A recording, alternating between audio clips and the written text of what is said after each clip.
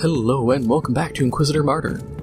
Last time we ended up having to secure the landed Ecclesiarchy ship because some of the crew had given up and actually were working with the chaos forces that were attempting to get in. So we went in, smacked some heads, and based on what it says, the rest of the guardsmen will be able to storm the bridge and secure it, while we get to go back out and deal with the encroaching chaos forces that should be moving in pretty soon.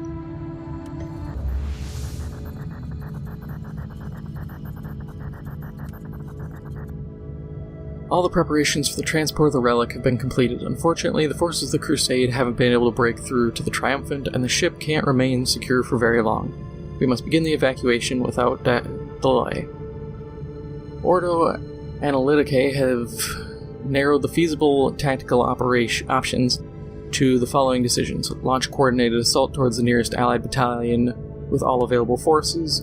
Orchestrate a large diversionary assault with a decoy and sneak the relic out the back door. Break out from the ship and create a temporary landing site for an airlift.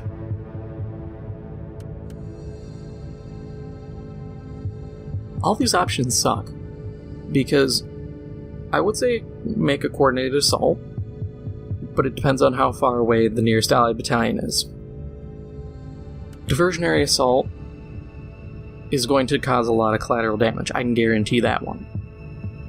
And it doesn't guarantee that the relic actually can get out, depending on how surrounded we are. Break out of the ship and create a temporary landing site. Possible, but AA guns. We're just gonna assault towards the nearest allied battalion and hope for the best. Decision proves to be unpopular amongst the crew of the ship, and most of them believe it to be suicide. Regardless, preparations are carried out dutifully for the most part. Coordinated push with the nearest Crusade detachment has begun. Unfortunately, a huge enemy force is formed in our wake, moving rapidly. If we cannot break through in a short time, the situation might become untenable. All of them were going to be that way. We have identified the weakest section along the enemy lines and concentrated our forces as best we could. Now we only need to charge forth with determination. Thorn speaking. The enemy has dug in at multiple strong points over the battlefield. Mount an assault and take them one by one. When the Imperial banner flies high, you will get reinforcements at your current position. Revel in carnage, Inquisitor.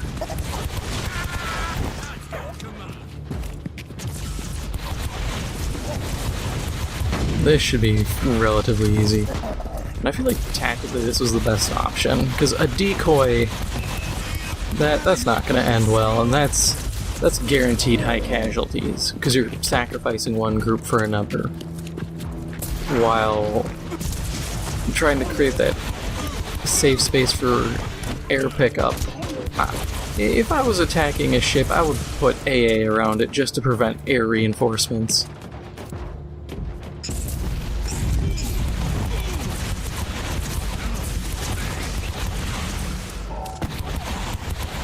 But in not related to 40K news, but also something I'm really excited for, Deep Silver announced not too long ago that they're making a new Time Splitters game. Which, for people too young to remember Time Splitters, mostly because the last game came out like 15 years ago, and even then it wasn't... The third one that came out like 15 years ago wasn't the most popular of them. The most popular was Time Splitters 2. The third one, Future Perfect, it wasn't viewed as well, for reasons I don't fully grasp. And butchered without mercy. A just end to the fire. The strong point is ours. Move on. But let's see. I'm excited because, I've been waiting over a decade for a new game. I'm just hoping it won't happen, I'll be honest. Because my concern is caving to societal pressures. Because some of the stuff they had in those games would not fly these days. It's considered inappropriate. Reloading. Like there was a character who... She had a shirt that just said slut across the front. Like, I fully understand it's inappropriate, but it was funny. And the whole thing was, it was never meant to poke fun at any one person. It was just a gag. Where they had one character who was dressed up like a cowgirl, but very blatantly looked like she did adult films. It's funny. You know, barely clad. It was never like... 12-year-old me was never like, oh yeah, this is awesome. It was just like, ha, funny, boob. And then I went back to playing as a zombie. And that's all I want. I want to be able to go, ha, boob, and go back to playing as zombies or robots, like I always did. Or there's a Free Radical, that's the studio, wiki, where people got their hands on a lot of the old, like, in-studio documentation for what was going to be Timesplitters 4 at the time. It was supposed to come out like 2007. And there is stuff in that game that even in 2007 was ambitious. They were planning on having... They had game modes that were wild. Like a racing game mode, but instead of customizing a car, it's a cat with wheels. They had a mode where you would fight each other and try to collect body parts and bring them back to make a Frankenstein's monster. And then it would rampage and you have to escort it to the other team's lab and it would destroy it. And that's pretty cool. Like, I'd play that a ton. They were planning this whole elemental system where you could create a puddle of water with some weapons, and if you shot, you know, an electric weapon, it would conduct, or if you fired like a flamethrower at it, it would create steam, which would deal some like light fire damage, or you could create, if you put like acid into fire, it would create gas, and it would poison and disorient enemies. And then you could take the gas, and if you exposed it to water, it would turn into acid again and form into a pool. And stuff like zombies could have their legs melted off, and then it would melt their torso, and then their head, and they could lose limbs. It was ambitious. I am not gonna lie, it was ambitious as can be. But I think it was awesome. And if they implemented even part of that, I'd be cool with it. And one of the big things I always loved about the games was you could have the wackiest fights. You could have a team consisting of a zombie, a cowboy, a robot, a cyborg man, and a full human-sized gingerbread man fighting against an Italian mob boss, another cowboy if you wanted, some military dudes, a guy wearing cardboard boxes pretending to be a robot,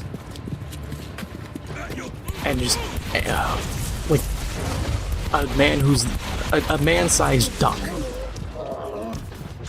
While everybody spawns with dual-wielding Tommy guns and can find landmines and throw bricks at each other, all while fighting in a circus.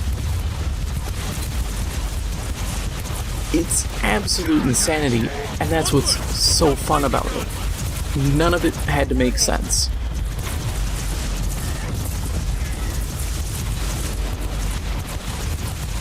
And that's why I'm glad to see it come back, is I want there to be this very arcadey, goofy, create what you want kind of game again.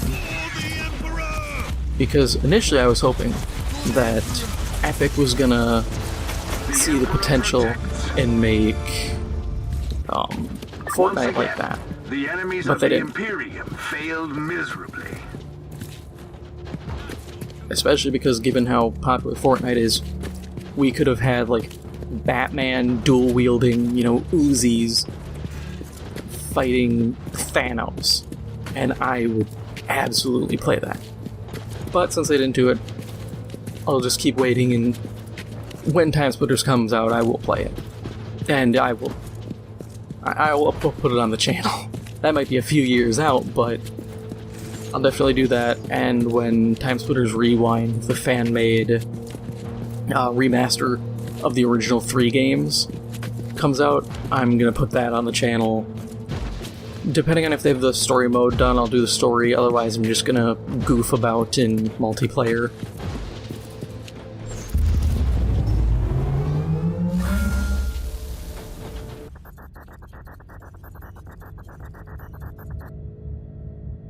We have successfully broken through the enemy lines and met up with Crusade forces. Commanders are working together to consolidate our lines and delay the enemy advance. It looks like the escort taking the relic will be able to get away to safety.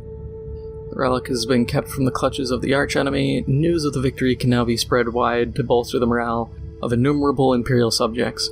We have turned a colossal disaster into a shining example of courage and conviction. The possibility that the ship's crash was caused by sabotage has been raised. An ecclesiarchy committee has been assembled to examine that possibility. Case closed. Yay!